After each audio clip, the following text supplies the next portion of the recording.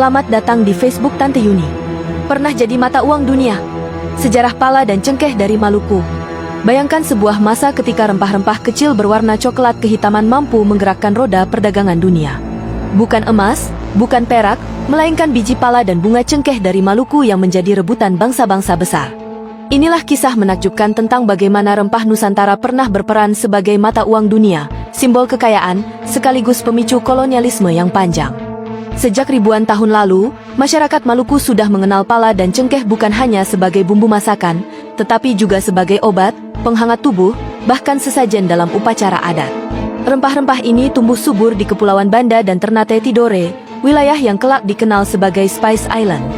Keistimewaannya membuat pedagang dari India, Arab, dan Tiongkok rela berlayar jauh demi mendapatkan barang berharga ini. Di dunia barat, rempah Maluku menjadi komoditas yang nilainya setara dengan emas. Pada abad pertengahan, cengkeh dan pala digunakan untuk mengawetkan daging, menambah aroma anggur, hingga sebagai obat bagi berbagai penyakit. Begitu mahalnya harga rempah, sehingga dalam beberapa catatan disebut bahwa segenggam cengkeh bisa ditukar dengan seekor sapi gemuk di Eropa. Bahkan, rempah pernah dipakai sebagai alat pembayaran utang antar kerajaan. Inilah yang membuat pala dan cengkeh disebut sebagai mata uang dunia. Keberadaan rempah ini membawa Maluku menjadi pusat perhatian dunia. Kapal-kapal dagang dari Arab dan Gujarat berlayar rutin membawa rempah ke pasar Timur Tengah, lalu diteruskan ke Eropa melalui jalur sutra. Namun, ketika bangsa Eropa berhasil menemukan jalur laut menuju Nusantara pada abad ke-16, segalanya berubah. Portugis, Spanyol, Belanda, dan Inggris datang bukan sekadar berdagang, tetapi juga berperang untuk menguasai Maluku. Perang dan perebutan kekuasaan atas pala dan cengkeh menimbulkan sejarah kelam kolonialisme. Belanda melalui VOC bahkan memonopoli perdagangan rempah dengan kekerasan.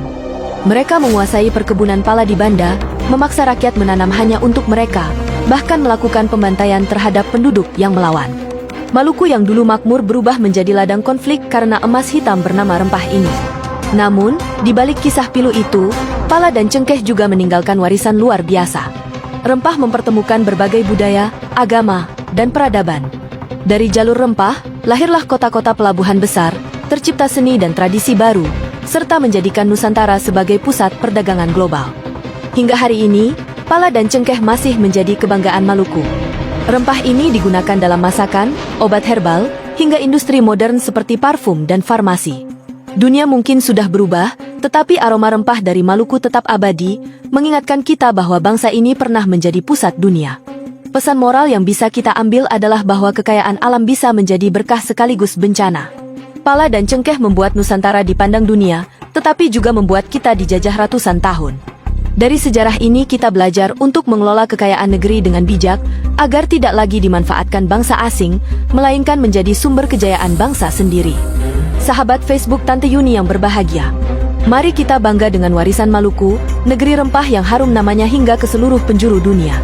Apakah menurut Anda, Indonesia bisa kembali mengangkat kejayaan jalur rempah sebagai simbol kekuatan ekonomi dan budaya bangsa? Tulis pendapat Anda di kolom komentar, jangan lupa like, dan bagikan artikel ini agar semakin banyak yang tahu kisah hebat pala dan cengkeh dari Maluku.